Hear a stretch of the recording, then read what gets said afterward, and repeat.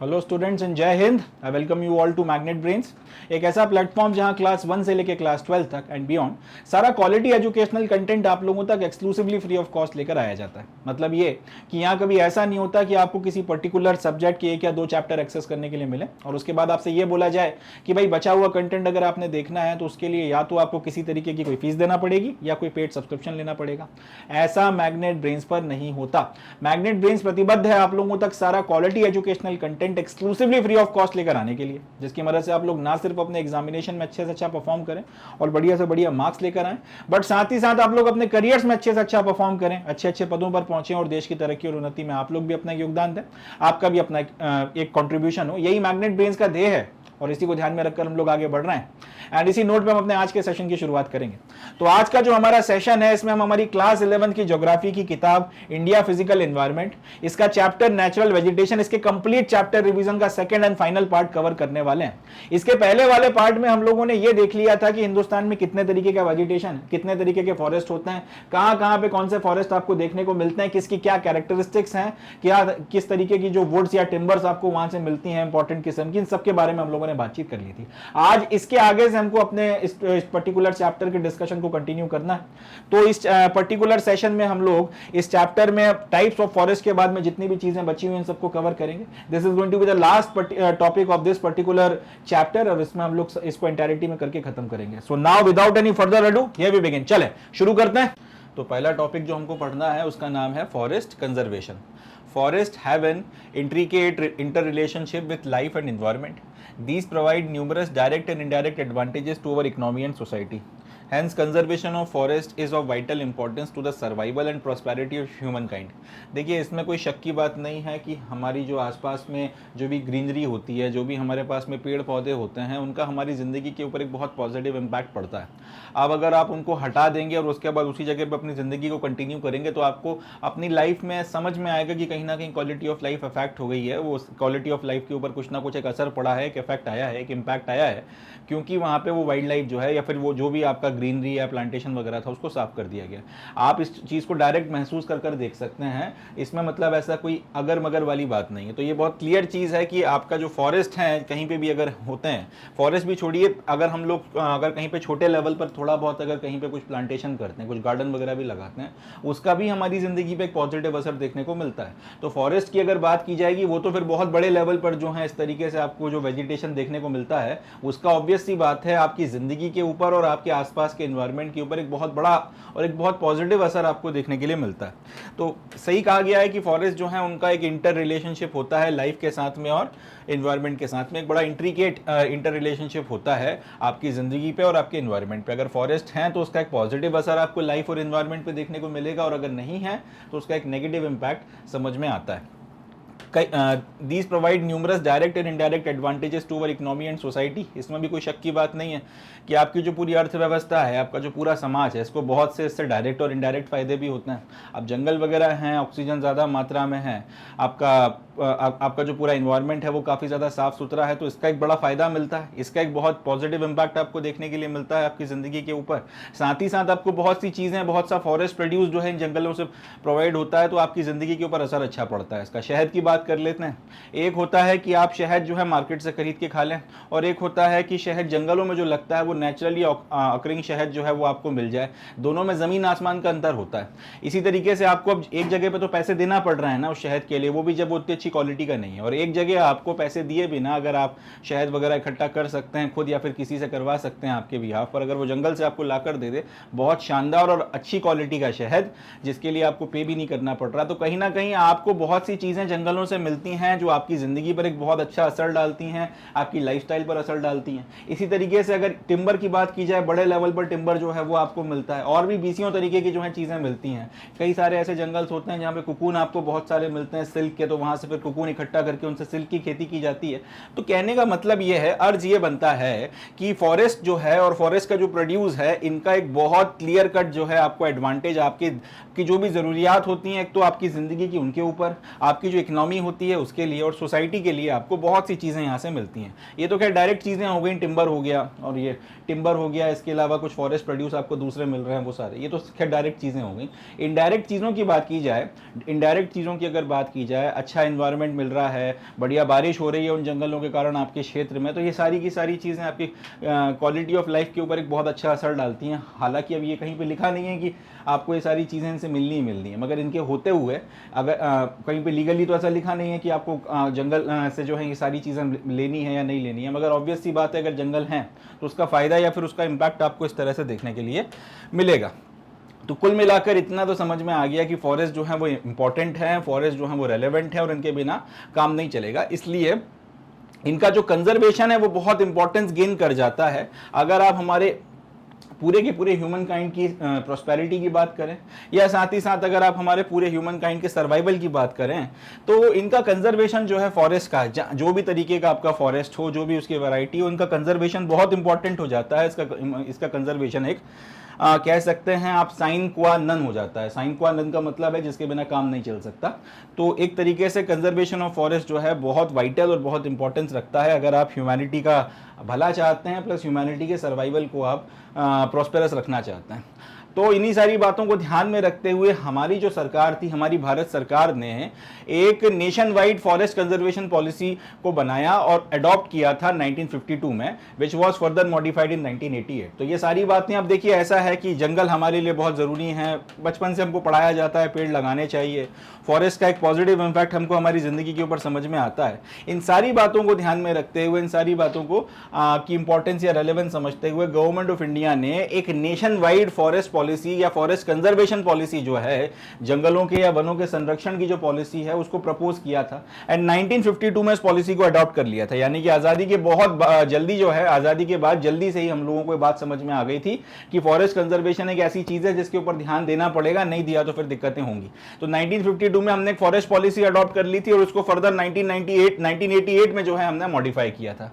According to the new forest policy, the government will emphasise sustainable forest management in order to conserve and expand forest reserves on one hand and to meet the needs of local people on the other hand। तो ये जो नई policy बना के तैयार की गई, इसमें ये बताया गया या फिर इसमें ये डिसाइड किया गया कि गवर्नमेंट जो है उसका एम्फेसिस इस बात के ऊपर रहेगा कि जंगल जो है उनका सस्टेनेबल तरीके से मैनेजमेंट करवाया जा सके। सस्टेनेबल मैनेजमेंट का मतलब क्या होता है? सस्टेनेबल मैनेजमेंट के तहत में इनका ऑब्जेक्टिव ये था कि एक तो हम जंगलों को बचाएंगे, जंगलों को कंजर्व करेंगे, इनको पेड़ों को जो है आप कह सकते हैं कि बिना किसी चेकिंग के, बिना किसी आप भेदभाव के लगातार आप पेड़ों को काटे चले जा रहे हो और जंगलों को बहुत आप इर्रिपेरेबल नुकसान दे रहे हो, ये सारी चीजें नहीं होने दी जाएंगी। आप फॉरेस्ट को एक तो कंजर्व करेंगे और दूसरा चीज जिसके ऊपर फोकस रहेगा वो है कि आप जंगलों को एक्सपैंड करने की कोशिश करेंगे। आपकी कोशिश रहेगी कि जितना हो सके फॉरेस्ट कवर को बढ़ाया जा सके, जितना हो सके फॉरेस्ट कवर का एक्सपेंशन किया जा सके। तो ये दो चीजें, फॉरेस्ट मैनेजमेंट करना है इस तरीके से कि आपका फॉरेस्ट जो है उनको कंजर्व किया जा सके, प्लस साथ ही साथ आपका इनका एक्सपेंशन करवाया जा सके, फॉरेस्ट रिजर्व्स या जहां पे भी आपको जंगल है उनको और ज्यादा एरियाज में फैलाया जा सके। तो ये दो काम करना है। साथ ही साथ आपको इस बात का भी ध्यान रखना है कि इन जंगलों में रहने वाले जो हमारे आपके ट्राइबल्स हैं या फिर जंगलों के आसपास रहने वाले जो लोग हैं, जो इन जंगलों के ऊपर सदियों से डिपेंड करते आए हैं, उनकी भी नीड्स इन जंगलों से पूरी होती रहे। तो दोनों चीज़ों को बैलेंस करके चलने की कोशिश की गई है। एक तरफ कोशिश यह है कि जंगलों में आप अमूल चमूल कटाई ना करो, आप लगातार जो है इर्रिस्पॉन्सिबल तरीके से जंगल काट रहे हो और जंगलों को बहुत नुकसान पहुंचा रहे हो, ये सारी चीज़ें नहीं होनी है। कंजर्वेशन भी करवाना है, जंगल जो है उसको कंजर्व भी करना है, प्रिजर्व भी करना है, इंश्योर करना है कि सिर्फ उतना ही जो है, अगर कहीं एक तो पेड़ काटे ना जाए और अगर कहीं पे पेड़ काटे भी जा रहे हैं तो सिर्फ उतना ही काटे जाएं जितना ज़रूरत है। दूसरा, कोशिश ये की जाए कि भाई जंगलों का एरिया जो है बढ़ाया जाए और ज़्यादा एरिया में जंगलों को फैलाया जाए। ये सारी चीज़ें भी करनी है और साथ ही साथ आपको ये भी करना है कि भाई जहाँ तक हो सके इसके आसपास रहने वाले लोग जंगलों के ऊपर और जंगलों में रहने वाले जो हमारे आदिवासी लोग हैं या फिर जो आपके ट्राइबल्स हैं, उनको भी किसी तरीके की कोई समस्या ना आए, उनकी भी जो नीड्स वगैरह हैं जंगलों से पूरी होती रहें। इस तरीके का बैलेंस लेकर चलना है, इस तरीके की पॉलिसी हमको लेकर चलनी है। तो इन सारी बातों को ध्यान में रखकर जो बड़े बड़े एम हमारी फॉरेस्ट पॉलिसी में बनाए गए थे वो क्या क्या थे, हम लोग ये देख लेते हैं। पहले, the forest policy aimed at bringing 33% of the geographical areas under the forest cover. मतलब सबसे पहली चीज या पहला ऑब्जेक्टिव, हालांकि आज तक पूरा नहीं हुआ है, कोशिश में लगे हुए हैं, मगर हमारा जो पहला ऑब्जेक्टिव है फॉरेस्ट पॉलिसी के तहत वो ये है कि भारत की का जो टोटल एरिया है, इंडिया का जो टोटल एरिया है, उसका कम से कम 33% ज्योग्राफिकल एरिया हमको फॉरेस्ट कवर के अंदर लाना है, या फिर कम से कम इसके 33% एरिया के ऊपर हमको फॉरेस्ट लगाना है। दूसरा, maintaining environmental stability and to restore forest where ecological balance was disturbed. दूसरा, हमको एनवायरमेंटल स्टेबिलिटी मेंटेन करनी है, यानी कि ये जो आपका ऑब्जेक्टिव बताया गया था कि जंगलों को फैलाओ, उनको कंजर्व करो और नीड्स वगैरह जो भी हैं लोगों की वो भी पूरी करवाते रहो। एक तो ये आपको एनवायरमेंटल स्टेबिलिटी बना के रखनी है, प्लस वो सारे इलाके जहां से जंगलों को काट कर साफ कर दिया गया था वहां पर फिर से जंगलों को लगवाना है, ताकि जो इकोलॉजिकल बैलेंस डिस्टर्ब हुआ था किसी भी जगह पे, किसी भी जगह का जंगल काट दोगे तो वहां पे बहुत सी चीजें फिर डिस्टर्ब हो जाती हैं, वहां का पूरा वाटर सिस्टम जो है वो डिस्टर्ब होता है, वहां के एनवायरमेंट के ऊपर असर पड़ता है, वहां के जो जंगली जानवर है उनकी जिंदगी के ऊपर असर पड़ता है, कई सारे जानवर आपके एक्सटिंक्ट हो जाते हैं। तो इन सारी बातों को ध्यान में रखते हुए भाई इकोलॉजिकल बैलेंस उन जगहों पे आपने मेंटेन करवाना है जहां पे डिस्टर्ब हुआ था, और किस तरह से करवाना है, वहां पे फिर से जंगलों को आपको लगाकर उनको बड़ा करना है, प्रिजर्व करना है, कंजर्व करना है। Conserving the natural heritage of the country, it's biological diversity and genetic pool.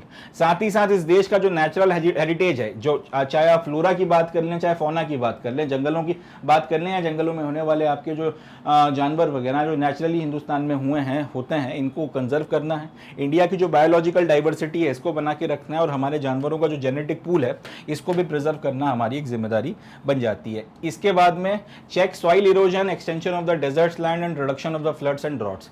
इसके बाद जो अगली चीज करनी है कि आपका जो सॉइल इरोजन होता है, अगर कहीं से अगर आप पेड़ वगैरह काट दोगे तो पेड़ की जड़ें क्या करती हैं, उसकी मिट्टी को अच्छे से पकड़ के रखती हैं। अगर आपने पेड़ काट दिया तो फिर उस इलाके में या वो जो क्षेत्र है जहाँ पे वो मिट्टी को जड़ों ने अच्छे से पकड़ के रखा था, अब वहाँ पे कुछ पकड़ने के लिए है नहीं, तो मिट्टी कमजोर पड़ने लगती है, फिर बारिश आएगी, धूल भरी आंधियाँ चलेंगी और भी दूसरे आपके वेदरिंग एंड इरोजन के फेनोमेनन होंगे, तो उसके नतीजे में होगा ये कि आपका जो सॉइल है उसमें काफ़ी ज़्यादा आपको इरोजन देखने के लिए मिलेगा। तो एक तो ये जो सॉइल इरोजन काफ़ी बड़ी मात्रा में हो रहा है, जिसके चलते डेजर्टिफिकेशन होने लगा है हमारी ज़मीनों का, इसको रुकवाना है।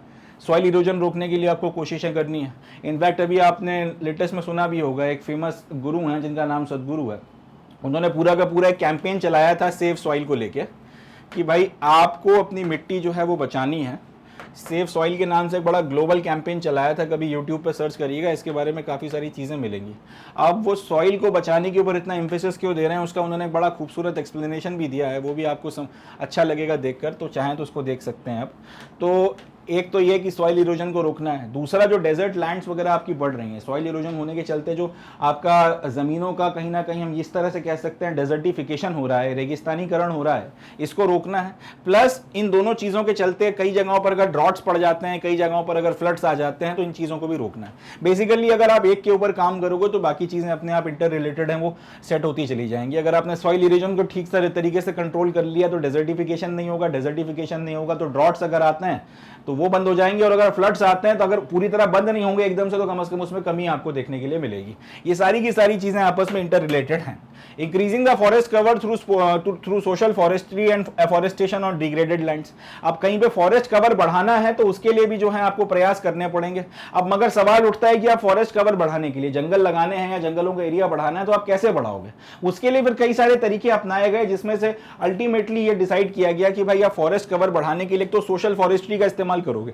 सोशल फॉरेस्ट्री का मतलब ये कि आप पूरा एक मूवमेंट बनाओगे, लोगों को इसमें शामिल करोगे और उनको प्रोत्साहित करोगे कि वो पेड़ लगाएं, उनका ध्यान रखें, उनका जो है उनको अच्छे से उनका ध्यान रखें, उनको बड़ा करें। ये सारी की सारी चीज़ें करने की बात की गई है।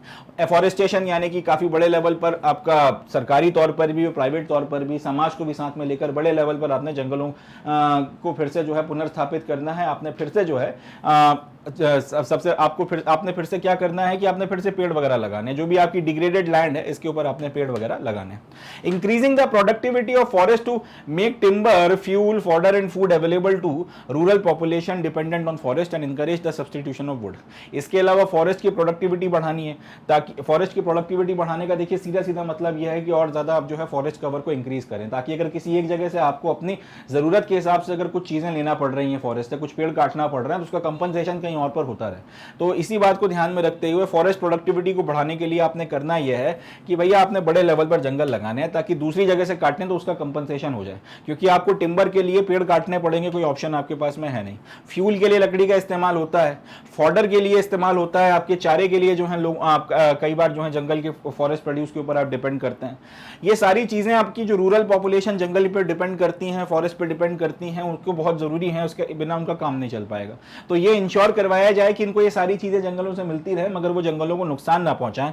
इनफैक्ट जहां तक हो सके लकड़ी का सब्स्टिट्यूशन वगैरह अगर करवाया जा सके तो वो बेहतर है। इसी को ध्यान में रखते हुए जो कंडे या फिर उपले होते हैं, गोबर से बनाए जाते हैं, उसके पहले तो उसके जो प्रयोग को आप बढ़ावा दिया गया था, अब उसकी जगह पे एलपीजी का गैस जहां का सिलेंडर जो है जहां जहां तक पहुंचा सकते हैं पहुंचाने की कोशिश की जा रही है, ताकि जलाने के जितने भी काम वगैरह हैं जिसमें लकड़ी की जरूरत पड़ती है वो सारे के सारे इससे सब्स्टिट्यूट हो जाएं। तो ये सारे के सारे काम करने की कोशिश की गई है, जिसकी मदद से होगा ये कि भाई आप अपनी प्रोडक्टिविटी भी इंक्रीज कर पाएंगे, मेंटेन भी रख पाएंगे, और नुकसान भी जो है जंगल को आप उतना ज्यादा नहीं पहुंचाएंगे। ये सारी की सारी चीजें जो है इंपॉर्टेंट हो जाती हैं। Creation of a massive peoples movement involving women to encourage planting of trees, stop felling of trees and thus reduce pressure on the existing forest. तो साथ ही साथ आपको लोगों का पूरा एक बड़ा मूवमेंट भी क्रिएट करना पड़ेगा, क्योंकि जब तक आप लोगों को लेकर साथ में नहीं चलेंगे इसको पूरी तरीके से कामयाब नहीं बनाया जा सकता। तो बड़े लेवल पर आप लोगों को इसमें शामिल करें, महिलाओं को इसमें शामिल करें, ताकि ये सब लोग जो है प्लांटेशन बड़े लेवल पर कर सकें। जंगलों में अगर आप प्लांटेशन कर सकते हैं वो करें, अगर आप अर्बन फॉरेस्टेशन कर सकते हैं वो करें, आप रूरल फॉरेस्टेशन कर सकते हैं वो करें, एग्रो फॉरेस्ट्री करें, अपने जहां रहते हैं वहां के घर के आसपास में प्लांटेशन वगैरह लगाएं, आपकी जो टेरेस है वहां पर करें, मगर किसी भी तरीके से आप फॉरेस्टेशन करें। पेड़ों को की कटाई को जहां तक हो सके रोका जाए, लोग इसके लिए बाकायदा विजिलेंटिज्म शुरू करें, और एग्जिस्टिंग फॉरेस्ट के ऊपर जो प्रेशर आपको देखने के लिए मिलता है इस प्रेशर को किसी तरीके से कम किया जा सके। तो इन सारी बातों को जो है डिसाइड किया गया कि भाई फॉरेस्ट की जो भी पॉलिसी वगैरह बनेगी उसमें ये सारे के सारे हमारे गोल्स रहेंगे, और इन सारी चीजों को हमको अचीव करना है। तो अल्टीमेटली ये सारे गोल्स बना लिए गए, इनके ऊपर फिर एक फॉरेस्ट कंजर्वेशन की पॉलिसी बनाई गई, और ये सारे स्टेप्स वगैरह जो हैं फिर लिए गए। कुछ स्टेप्स वगैरह जो हैं उनको लिया गया, अब एक एक करके उन स्टेप्स को देखते हैं। To a vast number of tribal people, the forest is a home of a livelihood, their very existence. It provides them food, fruits, and all the kinds of edible leaves, honey, nourishing roots, and wild game. It provides them with material to build their houses and items for practicing their arts. तो tribes की अगर बात की जाए, जंगलों में जो आपके ट्राइब्स वगैरह होते हैं, यहाँ पर ये सारी की सारी चीज़ें हम लोगों ने करी, ये सारी की सारी चीज़ें हम लोगों ने करी थी, इन सारे स्टेप्स वगैरह को हम लोगों ने लिया था। अब इसको ध्यान में रखते हुए क्या क्या कदम और उठाए गए, थोड़ा सा उस पर बात करते हैं। तो सबसे पहली चीज़ तो ये कि जंगलों में आपको ट्राइबल्स देखने के लिए मिलते हैं, और जंगलों के आसपास में भी काफ़ी बड़ी मात्रा में ट्राइबल्स रहते हैं। आज से नहीं, आदिकाल से, अनादिकाल से आपको ट्राइबल्स यहाँ पर रहते हुए दिख रहे हैं। तो बहुत बड़ी मात्रा में अगर ट्राइबल्स की बात की जाए, जंगल उनके लिए घर है, वहीं पे जन्म लेते हैं, वहीं पर उनकी जिंदगी चलती है। उनका पूरा जो एग्जिस्टेंस है, उनकी लाइवलीहुड सब कुछ जंगल से आती है। जंगल से ही उनका खाना मिलता है, जो भी फल फ्रूट जो भी खाते हैं वो सारी चीजें, edible leaves, honey, nourishing roots वगैरह, वाइल्ड गेम का मतलब होता है शिकार। ये सारी की सारी चीजें ट्राइबल्स को जंगलों से मिलती है। तो जितने भी मटेरियल उनको जीने के लिए चाहिए, अपना घर बनाने के लिए चाहिए, अपनी जो भी आर्ट्स वगैरह की वो प्रैक्टिस करते हैं, सारी चीजें उनको यहाँ से हासिल होती हैं। तो ट्राइबल इकोनॉमी की बात की जाए, उसके पॉइंट ऑफ व्यू से भाई ये उसी तरीके से है जिस तरीके से मछली पानी की बिना नहीं रह सकती। ट्राइबल इकोनॉमी के लिए सबसे इंपॉर्टेंट चीज जो है वो हो जाती है हमारे फॉरेस्ट, क्योंकि इसी की मदद से वो अपने आप को सस्टेन करते हैं, उनकी लाइवलीहुड चलती है, उनकी जिंदगी का कुल मिला के जो है आधार यही है। तो it is commonly believe that the tribal communities live in harmony with nature and protects forest and tribals are closely related. तो जब किसी को समझ में आ गया कि भाई ये जंगल उसकी माँ है, ये जंगल उसका घर है, इसके बिना उसका जो है अस्तित्व खत्म हो जाएगा, वो ट्राइबल है तो इसलिए क्योंकि वो जंगल में रहता है। इन सारी बातों को ध्यान में रखते हुए आपको एक बात क्लियर समझ में आएगी, आप देखेंगे जब ये कि भाई जो ट्राइबल्स हैं वो नेचर के साथ बड़ा हार्मनी में रहते हैं, वो जंगल के साथ में बहुत ज्यादा आप कह सकते हैं पुरसुकून होकर रहते हैं। वो जंगल को कभी नुकसान नहीं पहुंचाते, सिर्फ उससे उतना ही लेते हैं जितना उनकी नीड है, और जंगल उनको जो है उससे ज्यादा देता है जितना उनकी जरूरत है। तो एक फ्लरिशिंग किस्म की जिंदगी वो अपना जंगलों में जी रहे होते हैं। कुल मिला के निष्कर्ष यह है कि फॉरेस्ट और ट्राइबल जो है बहुत क्लोजली रिलेटेड है. The age-old knowledge of tribal regarding forestry can be used in the development of the forest. Rather than treating tribals as minor forest produce collectors, they should be made growers of the minor forest produce and encouraged to participate in the conservation. तो यहाँ पर ये जो बड़ी बड़ी बातें हम लोगों ने करी कि 33% हम लेकर आ जाएंगे जोग्राफिकल एरिया के अंदर, इन्वायरमेंटल स्टेबिलिटी बना के रखेंगे, कंजर्वेशन करेंगे, ये जो बड़े बड़े आपके ऑब्जेक्टिव्स बनाए, फॉरेस्ट कवर जो है आपको इंक्रीज करना है, इन सारी चीजें, इसके लिए जो स्टेप्स लिए गए उसमें ट्राइबल्स को शामिल किया गया, क्योंकि हमने यहाँ पे देखा था कि भाई मैसिव पीपल मूवमेंट बनाना जरूरी है अगर आपको सफलता हासिल करनी है. फिर यह देखा गया कि ट्राइबल्स और जंगल तो एक तरीके से आप एक दूसरे के पर्यायवाची मान सकते हैं. ट्राइबल्स जंगलों के बिना या जंगल ट्राइबल्स के बिना जो है हम सोच भी नहीं सकते हैं हिंदुस्तान में. इसी बात को ध्यान में रखते हुए और साथ ही साथ इस बात को ध्यान में रखते हुए कि ट्राइबल्स तो हजारों सालों से जंगलों में रह रहे हैं, इनके पास में फॉरेस्ट्री का जो नॉलेज है वो शायद किसी और के पास में नहीं होगा. अब बाहर से आप कितना भी आप लॉजिक लगा लो, तर्क लगा लो, आप किसी भी तरीके के जो है आप रिसर्च वगैरह कर लो, मगर एक व्यक्ति जो हजारों सालों से कहीं पर रह रहा है उसके पास में किसी जगह का जो नॉलेज होगा उतना नॉलेज बाहर से आके कितने भी साइंटिफिक इंस्ट्रूमेंट लगाए जाए उसकी मदद से उसकी मदद से आप कह सकते हैं एक्यूमुलेट किए गए ज्ञान से ज्यादा ही होगी. तो इस बात को ध्यान में रखते हुए कि ये जो फॉरेस्ट हैं, फॉरेस्ट्री को लेकर इनका नॉलेज वगैरह जो है बहुत अच्छा है, इसको डेवलपमेंट ऑफ फॉरेस्ट के लिए इस्तेमाल किया जा सकता है, इसको फॉरेस्ट के डेवलपमेंट के लिए इस प्रयोग में लाया जा सकता है. इस बात को ध्यान में रखते हुए आपने आपके जो ट्राइबल्स हैं इनको आपने फिर ये क्योंकि जनरली ट्राइबल्स ये करते हैं कि फॉरेस्ट से काफी सारी चीजें अपने जो काम की होती हैं उनको इकट्ठा करते हैं. वो चीजें जनरली जो फॉरेस्ट आपका जो जंगलों से इकट्ठा कर लेकर आते हैं उन्हें बोला जाता है माइनर प्रोड्यूस. तो अब सरकार ने फिर ये बोला कि क्योंकि ट्राइबल्स जंगलों में जाते हैं, वहां से अपने जो भी काम की चीजें हैं वो इकट्ठी करते हैं, जिसको माइनर प्रोड्यूस बोला जाता है या फिर माइनर फॉरेस्ट प्रोड्यूस बोला जाता है, उसको लेकर आ जाते हैं. अब एक काम करते हैं, हम लोग इनको माइनर फॉरेस्ट प्रोड्यूस के कलेक्टर्स के तौर पर ट्रीट कर रहे थे अभी तक, ये अब हम लोग बंद कर देते हैं. हम कोशिश ये करते हैं कि ये ना सिर्फ आपका माइनर फॉरेस्ट प्रोड्यूस कलेक्ट करें, बट साथ ही साथ ये उन चीजों को ग्रो करना भी शुरू कर दें, और इसकी मदद से होगा ये कि इनकी भी जरूरतें पूरी होती रहेंगी और ये उसका कंजर्वेशन भी करने लगेंगे. जैसे महुए की बात कर लेते हैं. अब ट्राइबल्स काफी बड़ी मात्रा में महुआ इकट्ठा करते हैं. महुए का जो है एक विशेष आप कह सकते हैं महत्व है या एक विशेष दर्जा है ट्राइबल लाइफ में. काफी सारी चीजें खाने पीने की उससे बनाई जाती हैं. अब महुआ कलेक्ट करने के लिए ट्राइबल्स अगर जंगलों में जा रहे हैं तो चलें ठीक है, आप उनको महुआ वगैरह कलेक्ट करने दे रहे हैं, कोई दिक्कत की बात नहीं है. महुआ माइनर फॉरेस्ट प्रोड्यूस में आ गया. अब आप ये बोल रहे हैं, आपका लॉजिक ये है कि महुआ कैसे उगाया जाता है, कहां पर उगाया जाएगा तो ज्यादा जल्दी पेड़ बनेगा और ज्यादा उसके सर्वाइवल के चांसेस हैं. सारी बातों को ध्यान में रखते हुए ट्राइबल्स को जिम्मेदारी दे दो कि भैया आप महुआ कलेक्ट करते हो करो, मगर साथ ही साथ आप महुए के पेड़ उगाना भी शुरू कर दो. इससे होगा ये कि वो महुए के पेड़ भी साथ साथ बढ़ेंगे, आप उनका भी ध्यान रखोगे ताकि जब वो बड़े हो जाए तो आप उसका भी फॉरेस्ट प्रोड्यूस ले सकते हो. इस बात को ध्यान में रखते हुए ना सिर्फ वहां पे और ज्यादा महुए के पेड़ लगेंगे और फॉरेस्ट प्रोड्यूस जो है उसका प्रोडक्शन बढ़ जाएगा, मगर कंजर्वेशन भी शुरू हो जाएगा. इस तरीके से कई सारी चीजों के लिए ट्राइबल्स को फॉरेस्ट प्रोड्यूस के कलेक्टर्स की जगह प्रोड्यूसर के तौर पर जो है शामिल किया गया. उनसे बोला गया कि जो चीजें आप कलेक्ट करते हो आप इनको जो है ग्रो करना भी शुरू करो, और इससे इनका पार्टिसिपेशन जो है उनके कंजर्वेशन में वो इंक्रीज हुआ. दूसरा जो तरीका लगाया गया वो था social forestry. Social forestry means the management and protection of forest and afforestation on barren lands with the purpose of helping in the environment, social and rural development. The National Commission on Agriculture 1976 has classified social forestry into 3 categories. तो social forestry का अगर आप एक बहुत broad way में बात करोगे, अगर एक बड़े तौर पे बात करोगे, तो social forestry का मतलब होता है forest का management and protection, साथ ही साथ afforestation यानी कि जहाँ पे अगर पे जंगल कट गए तो वहाँ पे जंगलों को फिर से लगाना, या फिर अगर कहीं पर जमीन खाली है तो फिर वहाँ पे जंगलों को उगाना. तो सोशल फॉरेस्ट्री का मतलब है जो बैरन लैंड्स होती हैं, वो जमीनें जो खाली पड़ी हुई हैं या जहां पे कभी कुछ था और जंगल वगैरह थे या पेड़ थे और आपने काट कर उसे किसी वजह से खाली कर दिया किसी टाइम पीरियड में और अब वहां पर अभी फिलहाल कुछ नहीं उगता, तो इस तरीके की जगह, इस तरीके का अगर आपके पास में कोई लैंड्स वगैरह हैं तो वहां पर फॉरेस्टेशन करवाया जाए, वहां पर जंगलों को फिर से लगाया जाए, और लगाने के बाद जैसे जैसे वो बड़े हों उनको मेंटेन किया जाए, उनका प्रोटेक्शन वगैरह किया जाए. और लॉजिक या ऑब्जेक्टिव ये रखा जाए कि इसकी मदद से एक तो एनवायरनमेंट का भला होगा, सोशल और रूरल डेवलपमेंट में इसका एक योगदान होगा, प्लस ऑब्वियस सी बात है आपको आपके एनवायरनमेंट के ऊपर इसका एक पॉजिटिव असर देखने को मिलेगा. ये एक ब्रॉड डेफिनेशन सोशल फॉरेस्ट्री की बनती है. अब नेशनल कमीशन ऑन एग्रीकल्चर बनाई गई थी 1976 में और उसने सोशल फॉरेस्ट्री को बेसिकली 3 कैटेगरीज में डिवाइड किया. और ये बोला गया कि एक तो आपकी अर्बन फॉरेस्ट्री है, दूसरा रूरल फॉरेस्ट्री और तीसरी फार्म फॉरेस्ट्री है. अब एक एक करके हम इन तीनों के बारे में बातचीत करते हैं. अर्बन फॉरेस्ट्री क्या है, रूरल फॉरेस्ट्री क्या है और फार्म फॉरेस्ट्री क्या है, एक एक करके हम तीनों को देखते हैं. चले देखते हैं sir. Urban forestry pertains to the raising and management of trees on public and privately owned lands in and around urban centers such as green belt parks, roadside avenues, industrial and commercial green belts etc. Urban forestry का अगर आप मतलब देखें तो urban forestry का मतलब क्या है?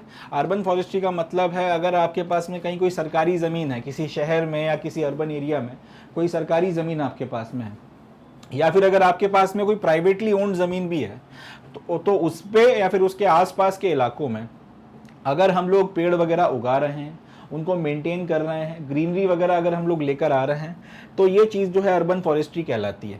बाकायदा अगर आप अच्छा खासा जो है पेड़ वगैरह उगा लेते हो शहर में कहीं पर, तो उससे शहर के दूसरे किसी इलाके में अगर बहुत बड़ी मात्रा में कार्बन डाइऑक्साइड का उत्सर्जन हो रहा है, कार्बन डाइऑक्साइड अगर वहाँ पे रिलीज की जा रही है, तो उसको कहीं ना कहीं काउंटर बैलेंस करने के लिए ये जो क्षेत्र है वो काम आएगा।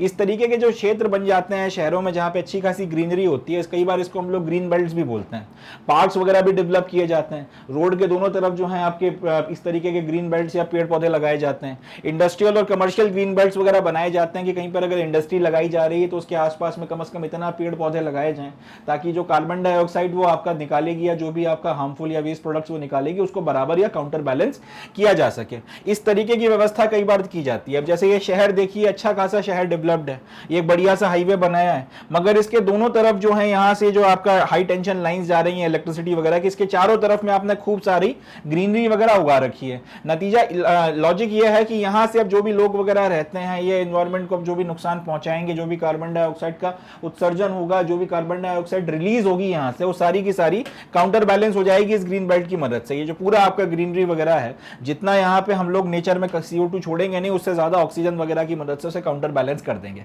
इस तरीके की जो ये फॉरेस्ट्री की जाती है कि पेड़ पौधे जहां जहां आप उगा सकते हो उगा दो, जहां जहां पे हो सकता है आप उसकी इस तरीके से ग्रीन बेल्ट्स वगैरह बना दो। ये सारी की सारी चीज जो है अर्बन फॉरेस्ट्री की कैटेगरी में आती है। इस पूरी की पूरी चीज को अर्बन फॉरेस्ट्री कहा जाता है। रूरल फॉरेस्ट्री बस इसी का थोड़ा सा उल्टा हो जाएगा कि जब कम्युनिटी इकट्ठा हो कि अगर आपके ग्रामीण इलाकों में इसी तरीके की एक्टिविटीज वगैरह करना शुरू करते हैं। अब ग्रामीण इलाकों में तो ऐसा होता नहीं कि जमीन की कमी हो, तो बड़े लेवल पर अगर आप बड़े बड़े प्लॉट्स जो है जमीन के इस तरीके से अगर आप अगर आप इस तरीके से भर देते हैं, इस तरीके से अगर आप भर देते हैं पेड़ पौधों की मदद से, तो वो हो गया।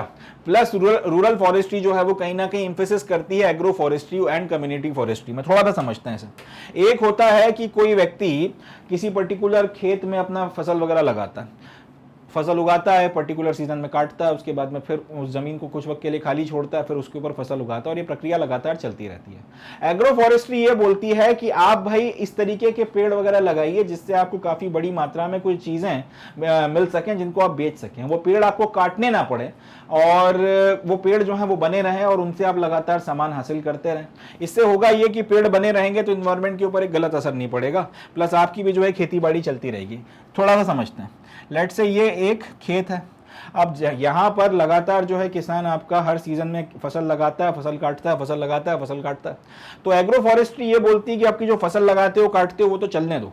लेट्स से कि ये जो आपका जो ये पूरा खेत है इसके साइड में आप कई सारे पेड़ लगा लो। अब ये पेड़ आप इस तरीके के लगाओ जिससे आपको वो चीज़ें मिल सकें जिनको बेचने पर आपको अच्छा पैसा मिल सकता है। एग्जाम्पल के लिए आपने आम के पेड़ लगा लिए, आपने जैक फ्रूट के पेड़ लगा लिए, आपने गुआवा के पेड़ लगा लिए, आपने इस तरीके के कोई दूसरे पेड़ वगैरह लगा लिए जिससे फॉरेस्ट प्रोड्यूस आपको ठीक ठाक मात्रा में मिल जाएगा। अब इनका कहना यह है कि आप हर सीजन में फसल लगाओगे काटोगे तो कुछ वक्त तक के लिए तो आपका खेत खाली पड़ा भी रहेगा, मगर इसी टाइम पीरियड में अब आपने पेड़ लगाए, कुछ साल इनको लगेंगे उगने में, मगर अल्टीमेटली ये उगकर तैयार हो गए। अब इनमें से आपको जो भी चीज़ है वो मिलती रहेगी, जो भी आपको प्रोड्यूस वगैरह से मिलता रहेगा। मगर ये पेड़ 24 घंटे 12 महीनों 365 दिन जो है खड़े हुए हैं, तो इनका इन्वायरमेंट के ऊपर जो असर पड़ना है वो आपको अच्छी मात्रा में देखने को मिलेगा। अब ये जो आपका फार्मिंग होगी या फिर ये जो फॉरेस्ट्री होगी ये एग्रो फॉरेस्ट्री कहलाती है। इस तरीके के पेड़ लगाए जाएं जिससे कुछ ना कुछ आपकी कमाई भी होती रहे। केले का पेड़ हो गया और उससे प्रकृति को फायदा भी होता रहे। फसल तो लगाओगे और काटोगे, बीच में कुछ आपका गैप भी आएगा तो उसमें इन्वायरमेंट के ऊपर एक नेगेटिव असर भी पड़ता है, मगर यहां पर पेड़ तो लगा ही रहेगा ना। आपके जो फॉरेस्ट प्रोड्यूस है वो आपको मिलता रहेगा, मगर पेड़ लगा रहेगा, इससे आपकी कमाई भी होती रहेगी और प्रकृति पे एक अच्छा फायदा भी, प्रकृति के ऊपर एक अच्छा असर भी पड़ेगा। जैसे यहाँ पर देखिए ये आपके खेत वगैरह जो हैं पड़े हुए हैं, 2 खेत अभी जुते हुए हैं, इसमें कुछ लगाना बाकी है। इसके चारों तरफ ये कुछ खेत वगैरह हैं, उसमें कुछ चीजें लगाई गई हैं, मगर साथ ही साथ इन्होंने क्या किया, नारियल के बहुत सारे पेड़ लगा दिए। अब नारियल के ये पेड़ तो लगातार खड़े रहेंगे, अब ये नेचर के ऊपर भी एक पॉजिटिव असर डालेंगे कि आपको अच्छा इंपैक्ट देखने को मिलेगा, बट साथ ही साथ आप इनमें से जो भी चीजें हासिल करना चाहते हैं, वो जो भी नारियल के प्रोडक्ट वगैरह जो है आपको जो मिल सकते हैं वो लेंगे, आप उनको बेचिए, नारियल बेचेंगे उसका फायदा है, नारियल के जो बाय प्रोडक्ट्स होते हैं वो बेचिए उसका फायदा है, और इस सब से भी खूब पैसा कमाइए। पेड़ आपके 24 घंटे 12 महीने खड़े हुए हैं इस तरीके, और इसके होने से फायदा ये होगा कि भाई प्रकृति को फायदा मिलता रहेगा। अब लेट से कि कहीं पर बहुत छोटे आपके किसान हैं, छोटे मझोले किसान हैं, किसी के पास में भी इतनी जमीन नहीं है कि बहुत बड़े लेवल पर वो इस तरीके के पेड़ लगा सकें, तो फिर सारे लोगों को साथ में लाके बोला जाता है कि जिसके पास जितनी एकड़ जमीन आ रही है उसके हिसाब से वो उतने इतने पेड़ लगाए। टोटल जो भी आपके पेड़ वगैरह लगकर तैयार होंगे, इसमें से जो भी फिर आपको फायदा मिलेगा इनको बेचने का, उसके शेयर के हिसाब से कुछ ना कुछ पैसा मिल जाएगा। तो इस तरीके से कई बार कम्युनिटी को साथ में लाकर इनकी जमीनों के ऊपर इकट्ठा जो है आपका पेड़ वगैरह लगाए जाते हैं, और उसकी मदद से फिर एग्रो फॉरेस्ट्री वगैरह की जाती है। ये सारी चीजें होती हैं, तो ये सब रूरल फॉरेस्ट्री के अंडर में आ जाता है। एग्रो फॉरेस्ट्री को डिटेल में एक्सप्लेन किया गया है कि is the raising of trees and agricultural crops on the same land inclusive of the waste patches. वही बात जो मैंने बताई कि आप जो आपका फसल उगाते हो वो तो उगाओ, बट साथ ही साथ आप पेड़ भी लगाओ जिससे आपको कुछ ना कुछ फायदा मिल सकता है। एक ही वक्त पे साइमल्टेनियसली इनको उगाओ, और खास तौर पे वो जमीन वगैरह जो आपकी यूज नहीं हो रही थी, खराब पड़ी हुई थी, उसमें अगर आप लगा सको तो ज्यादा बेटर है। यहाँ पे फॉरेस्ट्री यानी कि पेड़ उगाने की प्रक्रिया, एग्रीकल्चर, दोनों को कंबाइन किया जाता है, और साइमल्टेनियस जो है आपका food, fodder, fuel, timber, fruit, इन सारी चीजों के प्रोडक्शन के ऊपर एम्फेसिस या फोकस दिया जाता है। चले, कम्युनिटी फॉरेस्ट्री में क्या होता है, लोगों को आपने इकट्ठा कर लिया। अब या तो आप प्राइवेट लैंड अगर सब लोगों के पास में है तो उनको इकट्ठा करके कि भाई सब लोग अपने अपने हिसाब से जो जितनी जितनी जमीन आप कंट्रीब्यूट कर सकते हो करो, और सब लोग जो है फिर मिलकर इसके ऊपर अपन लोग फॉरेस्ट्री वगैरह करेंगे। या तो ये, या फिर पब्लिक जमीन अगर कहीं पर है आपके पास में, विलेज हो गया या फिर पैस्चर लैंड्स हो गए, टेंपल लैंड हो गए, road side, canal bank, strips along the railway line, schools, तो यहां पर फिर सब लोग इकट्ठा होकर जो है कम्युनिटी फॉरेस्ट्री करेंगे, पेड़ वगैरह लगाएंगे, और इसकी मदद से पूरे के पूरे समाज के ऊपर तो फायदा ही होगा। यहां पर जो पेड़ वगैरह लगेंगे उसका जो प्रोड्यूस होगा, कम्युनिटी का कोई भी व्यक्ति उसको ले सकता है। बाकी आपको जो पॉजिटिव इंपैक्ट एनवायरनमेंट के ऊपर देखने को मिल रहे हैं वो मिल ही रहे हैं। अगर कमर्शियल लेवल पर भी इसका इस्तेमाल करना चाहे तो कम्युनिटी अपना कोई ट्रस्ट या बोर्ड बना के कर सकती है। ये सारी की सारी चीजें बताई जाती हैं। ये एक तरीका होता है जिसकी मदद से खास तौर पर अगर आपका जो लैंडलेस लोग हैं, यानी कि जिनके पास में जमीन नहीं है, वो अपने आप को एसोसिएट कर सकते हैं ट्री रेजिंग की पूरी इस प्रक्रिया के साथ में। इससे जो आपका फिर बेनिफिट मिलेंगे वो बेनिफिट वगैरह वो उठा सकते हैं, एंड इसकी मदद से उनकी जिंदगी भी जो है ठीक हो जाएगी। अगर ये चीज ना होती, कम्युनिटी फॉरेस्ट्री ना होती, तो इस तरीके के बेनिफिट्स की पेड़ वगैरह लगा के उससे होने वाले प्रोड्यूस वगैरह से भी आप कमा सकते हो, ये सिर्फ उन्हीं लोगों तक रह जाते हैं जिनके पास में जमीन थी या जो लैंड ओनर्स थे। मगर कम्युनिटी फॉरेस्ट्री कहीं ना कहीं इस तरीके के लोगों को भी इसमें शामिल करती है, और लैंडलेस लोग जो हैं जिनके पास में जमीन नहीं है वो भी इसमें जुड़कर अपना कुछ फायदा कर सकते हैं, अपनी आजीविका कमा सकते हैं। नेक्स्ट आता है farm forestry. Farm forestry is a term applied to the process under which farmers grow tree for commercial and non-commercial purpose on their farmlands. Forest departments of various states distribute seedlings of trees free of cost to small and medium farmers. तो farm forestry का मतलब क्या है? एक process है जिसमें farmers कई सारे तरीके की कमर्शियल और नॉन कमर्शियल पर्पसेस को ध्यान में रखते हुए पेड़ अपने फार्म लैंड्स के ऊपर पे लगाते हैं, अपनी जो जमीनें होती हैं उनके ऊपर इन पेड़ों को लगाते हैं। जनरली इस तरीके की जो पेड़ हैं उनकी जो सीड्स वगैरह है फ्री ऑफ कॉस्ट छोटे और मझौले किसानों को फॉरेस्ट डिपार्टमेंट अपनी तरफ से फ्री ऑफ कॉस्ट बांटता है। लॉजिक वही है कि किसी तरीके से इनको एग्रो फॉरेस्ट्री की तरफ लेकर जाया जाए, पेड़ वगैरह लगवाए जाएं, पेड़ों का कंजर्वेशन वगैरह करवाया जाए। मगर कई बार अगर आपके पास में फार्म्स वगैरह हैं, आप इस चीज को करने में इंटरेस्टेड नहीं हो, तो इस तरीके से आपको पुश किया जाता है ये चीज करने के लिए। Several land such as the margin of agricultural field, grassland and pastures, land around homes and cow sheds में be used for raising trees under non commercial farm forestry. अब ऑब्वियस सी बात है कई सारी तरीके की जमीनों का भी इसमें इस्तेमाल हो सकता है। एग्रीकल्चरल फील्ड्स के जो मार्जिन होते हैं, जो मेड़ होती हैं, उनको यूज कर सकते हो। कई बार आपके ग्रासलैंड्स और पैस्चर्स का इस्तेमाल हो सकता है, आपके घरों के आसपास की जो जमीन है या गौशालाओं के आसपास की जो जमीन है, इस तरीके की चीजों का इस्तेमाल नॉन कमर्शियल फार्म फॉरेस्ट्री के लिए किया जा सकता है। नेक्स्ट जो टॉपिक आता है उसका नाम है वाइल्ड लाइफ। अब इसके बारे में बातचीत करते हैं, चलें देखते हैं इसे। तो अब हम लोग वाइल्ड लाइफ के बारे में बातचीत करेंगे, क्योंकि जंगल हैं तो ऑब्वियस सी बात है जानवर भी होंगे, और जंगल हैं तो फिर काफ़ी बड़ी मात्रा में आपको जानवर देखने को मिलेंगे। तो वाइल्ड लाइफ हिंदुस्तान में किस तरीके से डेवलप हुई है, क्या उसका करंट स्टेटस है, क्यों उसमें डाइवर्सिटी देखने को मिलती है, क्या उसके मेजर फीचर्स हैं और उसके कंजर्वेशन के लिए क्या किया गया है, सारी बातों को हम लोगों को इस पर्टिकुलर टॉपिक में डिस्कस करना है। तो देखते हैं सर वाइल्ड लाइफ में। You would have visited a zoo and may have seen animals and birds in captivity. Wildlife of India is a great natural heritage. It is estimated that around 4 to 5% of all known plants and animal species on the earth are found in India. अगर आप में से कोई जू वगैरह गया होगा कभी, तो फिर आपने वहाँ पर जानवरों को कैप्टिविटी में देखा होगा, बाड़ों में बंद करके रखा जाता है। और अगर नहीं भी देखा होगा तो आप यूट्यूब पे गूगल कर देख सकते हैं, कई सारे आपको इस तरीके के जूस देखने के लिए मिलते हैं जिसमें कांच की उन्होंने बीच में दीवार बना रखी होती है, काफ़ी मजबूत कांच लगाया होता है, उसके दूसरी तरफ में जानवर होता है और एक तरफ से आप उसको देख सकते हैं। तो खैर यहाँ तो जानवरों को आपने कैप्टिविटी में देखा, अब इसी जानवर को अगर खुले में देखा जाए तो उसका क्या थ्रिल या क्या एक्साइटमेंट होगा, वो अपने आप में एक अलग बात है। तो वाइल्ड लाइफ जो है हिंदुस्तान में, जो जानवर आपको देखने के लिए मिलते हैं फ्री में, जो या फ्री से मेरा मतलब है जंगलों में जब वो फ्री होते हैं, उनको कहीं पे पकड़ के कैप्टिविटी में बंद करके नहीं रखा गया होता। तो ये जो वाइल्ड लाइफ है इसका अपना ही एक अलग जो है इम्पॉर्टेंस है, और ये अपने आप में एक बहुत इंपॉर्टेंट और एक ग्रेट नेचुरल हेरिटेज है। इसका आपकी कह सकते हैं आपका कुल मिला के देश के ऊपर, देश की जो आपकी पूरी की पूरी इकोसिस्टम्स वगैरह हैं वाइल्ड लाइफ के, उसके ऊपर एक बहुत इंपॉर्टेंट असर इनका भी आपको देखने को मिलता है। ये एक एस्टिमेट किया गया है कि पूरी दुनिया की जितनी भी आपकी नॉन प्लांट और एनिमल स्पीशीज़ हैं पूरी दुनिया में, लगभग उसका 4 से 5% के बीच में हिंदुस्तान में होती हैं। आज का जो हिंदुस्तान का इलाका है उसमें अगर आप चाहे प्लांट स्पीशीज़ की बात कर लें चाहे एनिमल स्पीशीज़ की बात कर लें, लगभग 4 से 5% जो है दोनों वैरायटीज़ आपको दुनिया भर में जितनी भी होती हैं उसका टोटल का 4 से 5% हिंदुस्तान में देखने के लिए मिलता है। अब ये जो वाइल्ड लाइफ है ये अपने आप में जंगलों को ना सिर्फ खूबसूरत बनाती है, मगर जंगलों के इकोसिस्टम्स को मेंटेन करने के लिए भी इनका एक बहुत इंपॉर्टेंट रोल होता है। अलग अलग तरीके के जानवर आपको कई सारे देखने के लिए मिलते हैं। ये बहुत ग्रेट डाइवर्सिटी जो है इंडिया में है।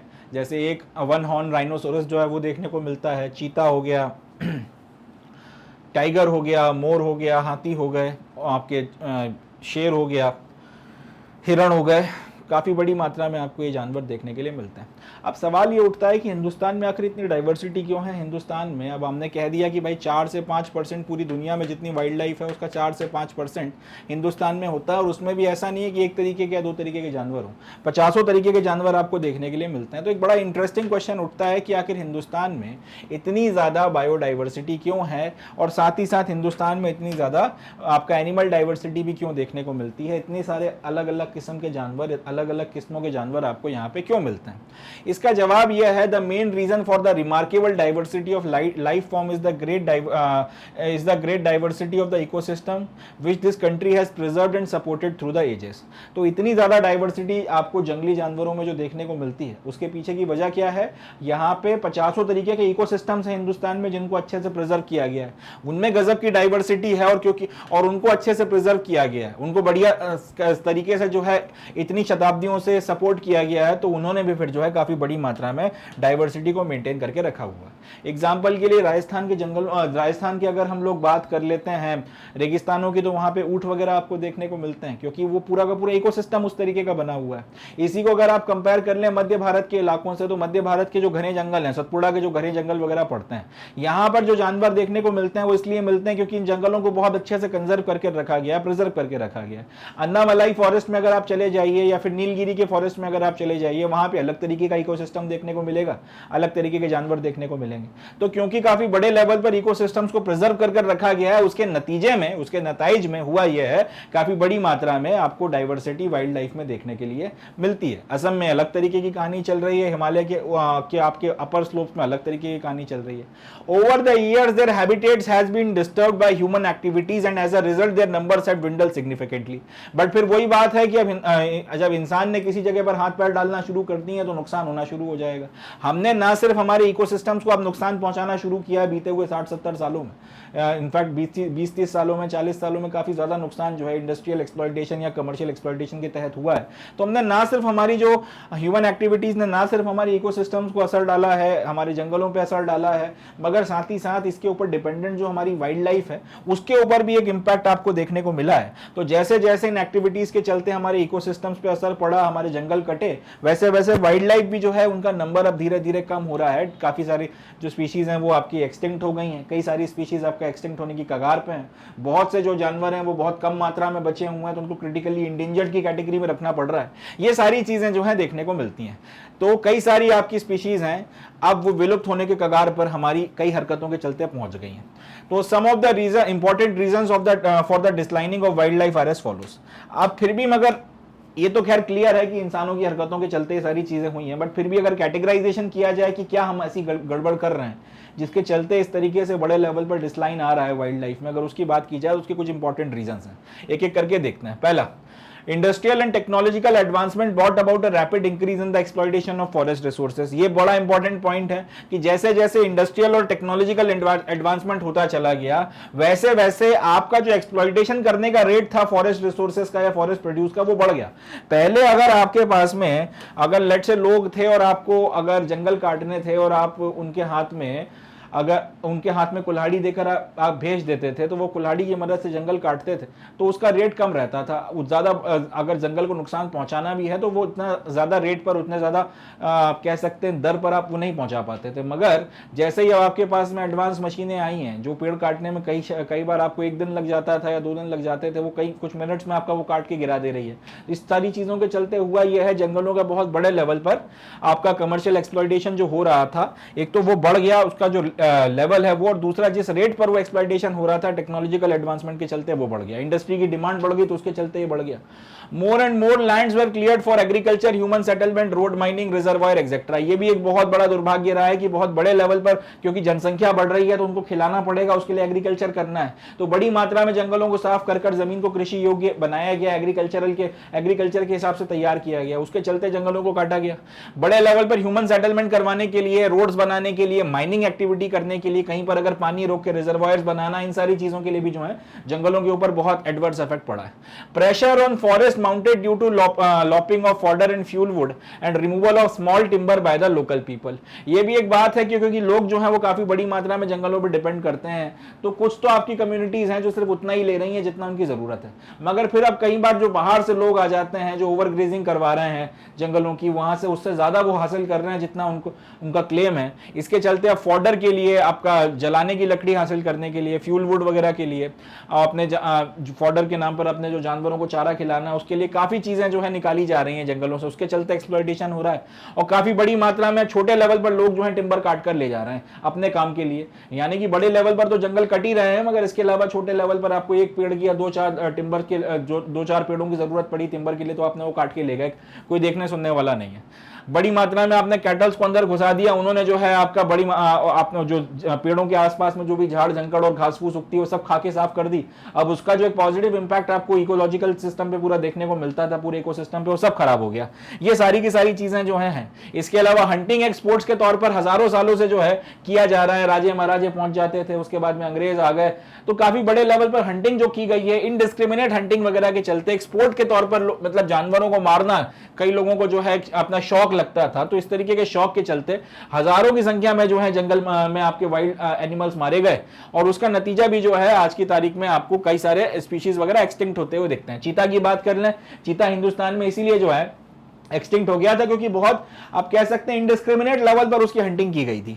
तो और इसके अलावा कमर्शियल पोचिंग भी बड़ी मात्रा में की जा रही है, कई बार फॉरेस्ट फायर्स लग जाती हैं तो उसके चलते भी जो जंगल आपके जलते हैं और उसके चलते वाइल्ड लाइफ खत्म हो जाती है। ऑस्ट्रेलिया में जो बहुत बड़े लेवल पर जंगल जले थे उसके तहत में ये कहा जाता है कि 1 बिलियन से ज्यादा जो है उस फॉरेस्ट फायर में जानवर मारे गए थे। तो ये सारी चीजें होती हैं।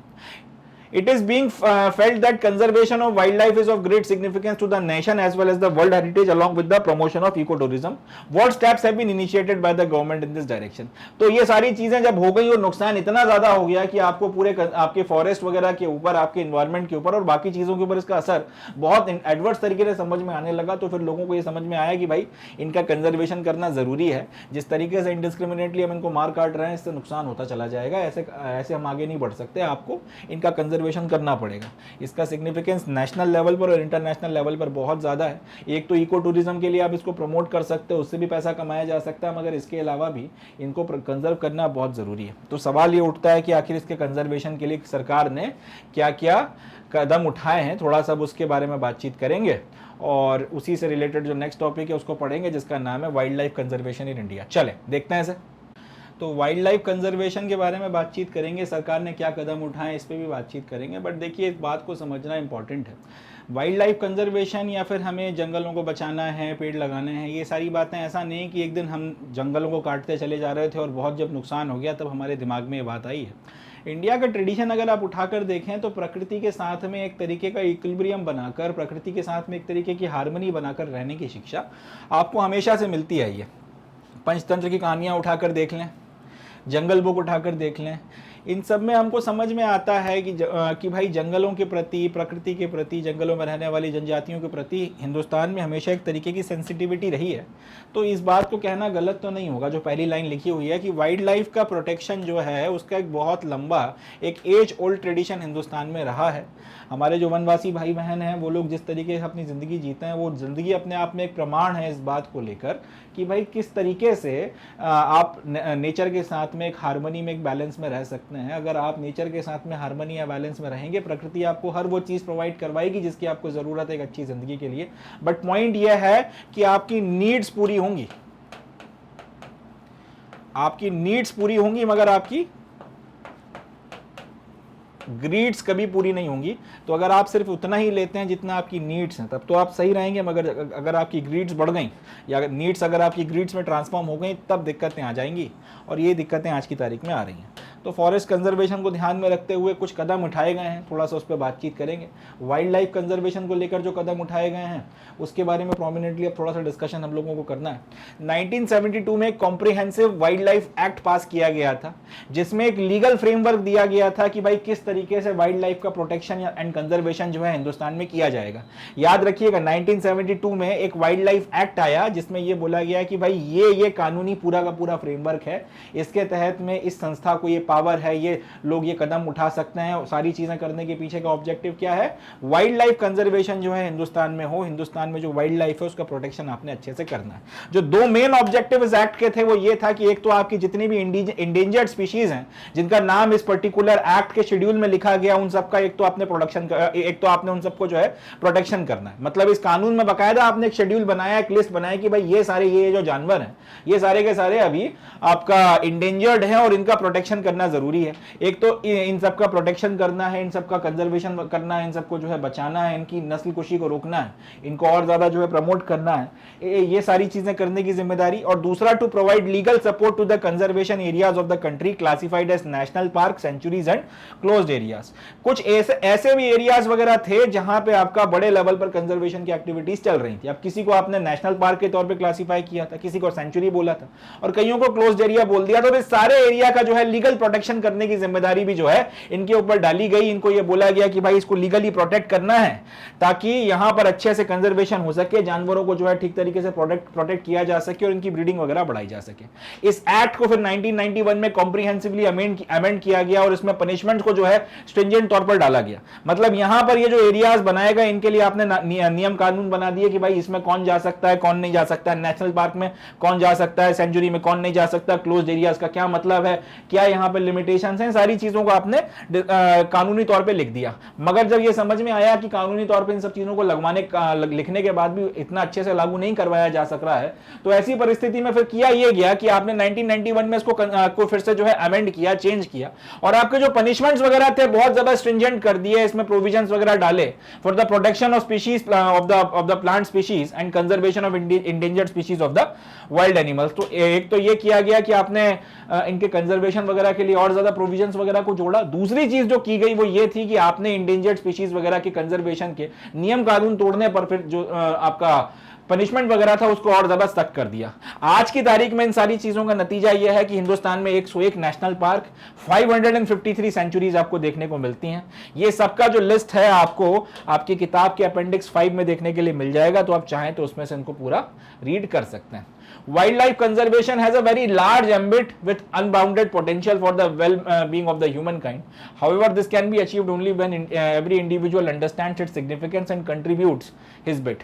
For the purpose of effective conservation of flora and fauna, special steps have been initiated by the Government of India in collaboration with UNESCO's Man and Biosphere Program. तो इसमें देखिए कोई शक की बात नहीं है कि वाइल्ड लाइफ कंजर्वेशन की जब बात की जाती है तो इसमें बहुत ज़्यादा पोटेंशियल है। अगर हम लोग ज़्यादा अच्छे से इसको करते हैं तो इससे अल्टीमेटली इंसानियत का ही भला होगा, हमारा ही जो है भला होगा। हमारे जंगल प्रिजर्व होंगे, इनके वाइल्ड लाइफ वगैरह के बढ़ने के चलते इकोसिस्टम्स में जो भी अनबैलेंस आ रहा है वो बैलेंस होगा, और इन सब चीज़ों का असर हमारे पर्यावरण पर पड़ेगा और इसका असर फिर हमें हमारी लाइफ पे देखने के लिए मिलेगा। अब ये अचीव करना है तो ऐसा भी नहीं है कि आपने ये सोच लिया और ये अचीव हो जाए, या फिर ये हैरी पॉटर की फिल्म की तरह कि आपने लेट्स से कि छड़ी घुमा के बोल दिया विंगार्डियम लेवियोसा तो सब कुछ ठीक हो जाए, ऐसा तो होगा नहीं। आपको उसके लिए फिर एफर्ट्स मारना पड़ेंगे। ये पूरा का पूरा प्रोजेक्ट तब तक जो है अपने सही अल्टीमेट्स को अचीव नहीं कर सकता। ये पूरा का पूरा प्रोजेक्ट तब तक जो है आपको वो फ्रूटफुल रिजल्ट नहीं दिखा सकता जो हम चाहते हैं, जब तक कि हर एक इंडिविजुअल इस बात को ना समझे, हर एक इंडिविजुअल के दिमाग में ये बात ना उतरे कि भैया कितना सिग्निफिकेंट काम है, ये यज्ञ कितना ज़रूरी है और इसमें अपने हिस्से की आहुति डालना कितना इंपॉर्टेंट है। जब तक आप अपनी तरफ से पूरी तरह इसमें कंट्रीब्यूट नहीं करोगे, इसमें बहुत ज़्यादा आपको बदलाव, पॉजिटिव इंपैक्ट्स या चेंजेस देखने को एज सच नहीं मिलेंगे।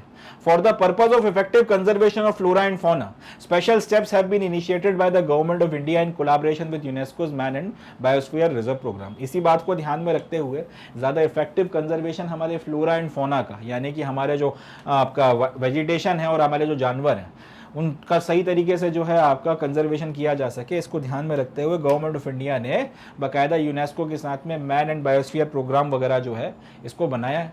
इसी के साथ ही साथ जो है कई सारी और चीज़ें की गई हैं, जैसे कि स्पेशल स्कीम्स वगैरह। प्रोजेक्ट टाइगर 1973 में लॉन्च किया गया, जिसके तहत में टाइगर कंजर्वेशन के ऊपर एम्फेसिस दिया गया। इसी के चलते आपका जो है टाइगर सेंसस और भी कई सारी चीज़ें होती हैं। प्रोजेक्ट एलिफेंट 1992 में लॉन्च किया गया ताकि इनके जो आपके हैबिटेट्स वगैरह हैं उनको प्रिजर्व किया जा सके, स्पीशीज को कंजर्व किया जा सके और सस्टेन करवाया जा सके।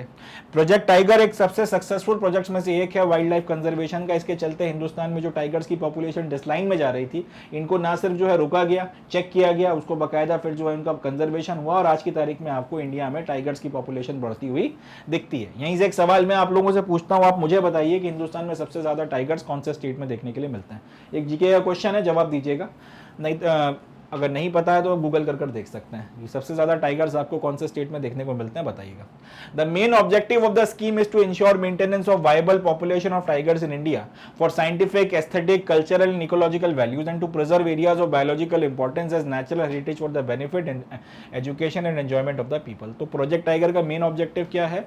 टाइगर्स की पॉपुलेशन को एक तो इंश्योर किया जाए कि उनका मेंटेनेंस ठीक से हो रहा है, उनका कंजर्वेशन हो सके और हर तरीके से साइंटिफिक, एस्थेटिक, कल्चरल, इकोलॉजिकल या बाकी सारे पॉइंट ऑफ व्यू से, बायोलॉजिकल इंपॉर्टेंस के पॉइंट ऑफ व्यू से उनके नेचुरल हेरिटेज को बचा के रखा जा सके, टूरिज्म वगैरह भी वहाँ पे करवाया जा सके, सारी चीज़ें हों, मगर कुल मिला के टाइगर्स की पॉपुलेशन को बढ़ाया जाए।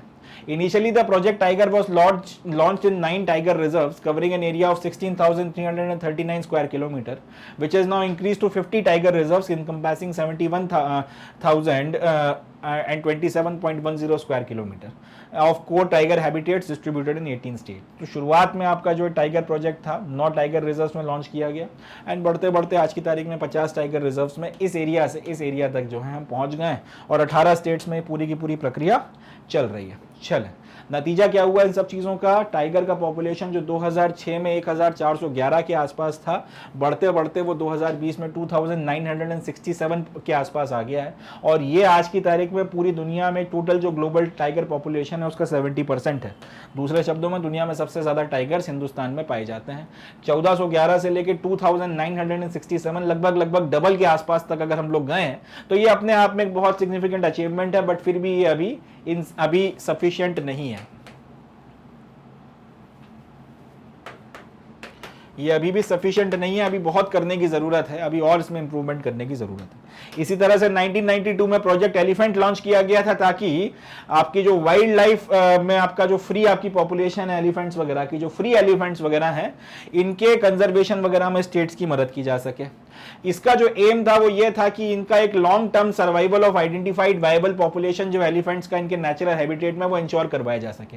मतलब ये कि जहां जहां पर नेचुरली एलिफेंट्स होते हैं, प्राकृतिक तौर पर जहां जहां पर हाथी होते हैं, तो वो हाथी और उनका जो अपना इन्वायरमेंट है, वो जो पूरा नेचुरल इन्वायरमेंट है, उसको अच्छे से जो है प्रोटेक्ट किया जा सके और वो अपनी जिंदगी सुकून से जो है जी सके, उसमें किसी तरीके का ह्यूमन इंटरफेरेंस वगैरह ना हो, इस बात को ध्यान में रखा गया। अब ये प्रोजेक्ट भी आज की तारीख में लगभग 16 स्टेट्स में चल रहा है। इसके अलावा अगर आप देखोगे तो और भी कई सारे प्रोजेक्ट्स हैं। क्रोकोडाइल ब्रीडिंग का प्रोजेक्ट है, हंगूल का प्रोजेक्ट है, conservation of Himalayan musk deer का प्रोजेक्ट वगैरह भी जो है लॉन्च किए गए गवर्नमेंट ऑफ इंडिया के द्वारा, और इन सब का भी जो है एक पॉजिटिव इंपैक्ट हमको देखने के लिए मिल रहा है। अब बढ़ते हैं, बात करते हैं अगले टॉपिक की, जिसका नाम है बायोस्फीयर रिजर्व। चलें देखते हैं इसे।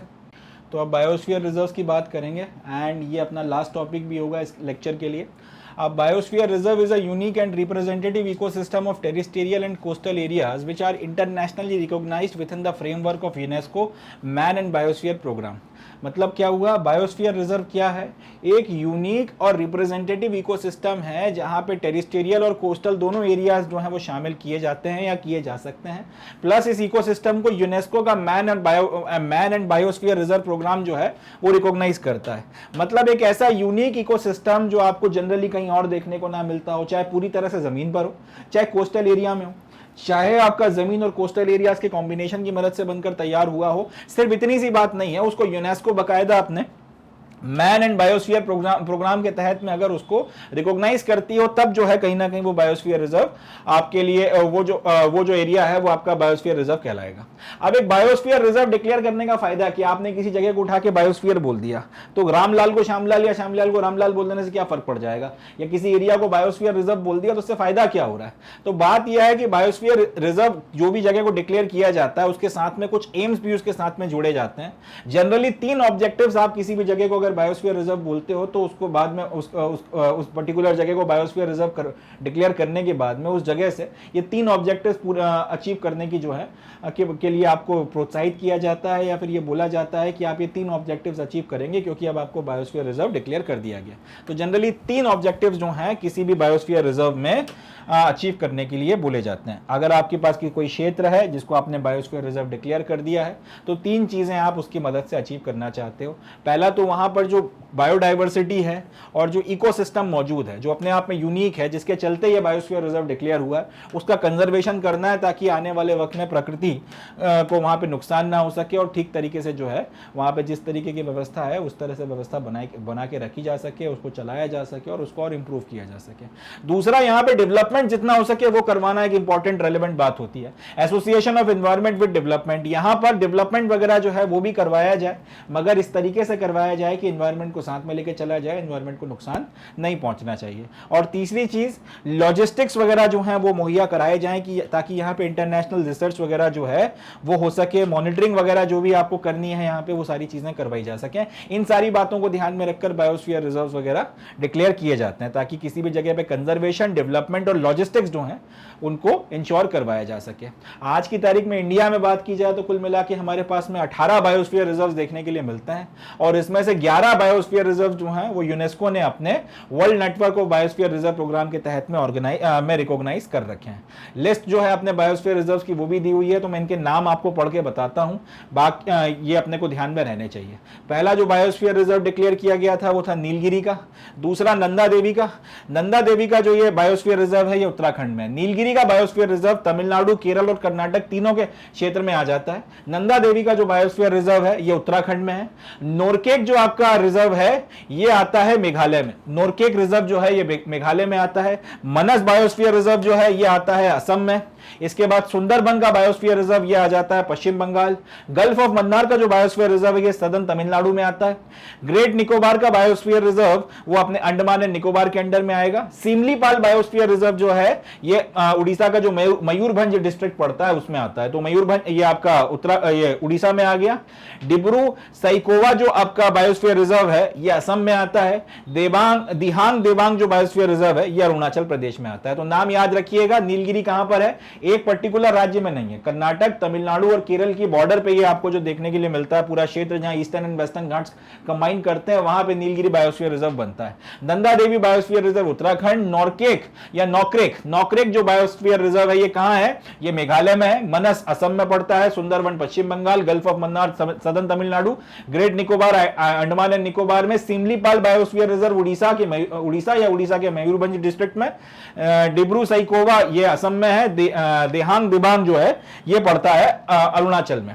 पचमढ़ी मध्य प्रदेश में आता है। कंचनजंगा जो है ये सिक्किम में है।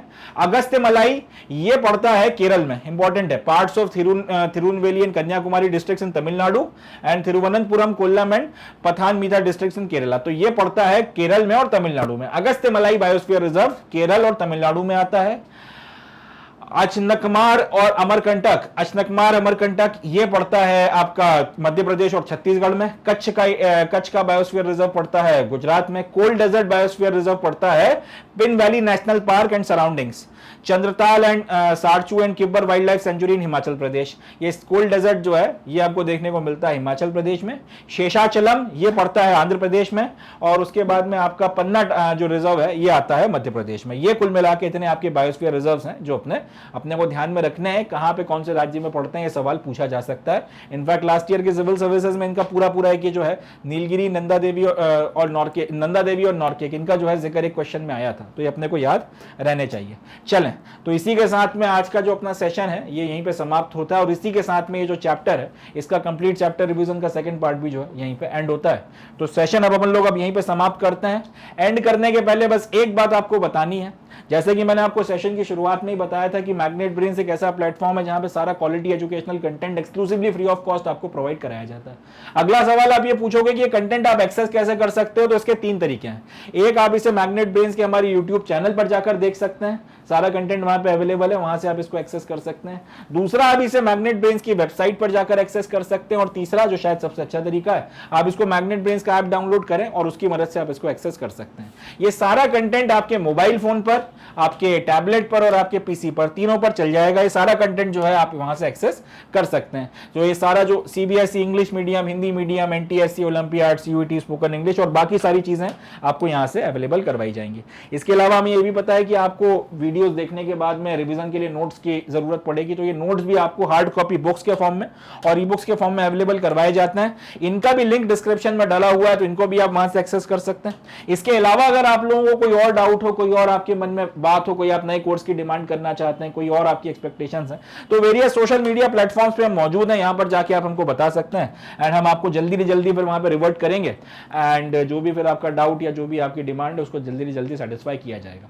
तो भाई जितना हो सके इस पर्टिकुलर वेंचर का इस्तेमाल करें और इसकी मदद से अपने एग्जामिनेशन की प्रिपरेशन को एज दें, अच्छे से अच्छा प्रिपरेशन करें, बढ़िया से बढ़िया अपना नॉलेज का एक्यूमुलेशन करें और सफलता और तरक्की के रास्ते पर आगे बढ़ते चलें। साथ ही साथ अगर कोई ऐसा व्यक्ति है जिसको आप समझते हैं कि मैग्नेट ब्रेन्स की जरूरत है बट वो इसके बारे में जानता नहीं है, तो उस तक भी आप मैग्नेट ब्रेन्स का ये संदेश पहुंचाएं, मैग्नेट ब्रेन्स के एम्बेसडर बने, अपना भी भला करें, दूसरों का भी भला करें एंड जिंदगी में कुछ अच्छे से अच्छा करते चलें। इसी नोट पे I would be calling it the day in concluding the session. मिलते हैं नेक्स्ट सेशन में जिसमें हम लोग इसके बाद वाले चैप्टर के कंप्लीट चैप्टर रिवीजन के साथ में मिलेंगे।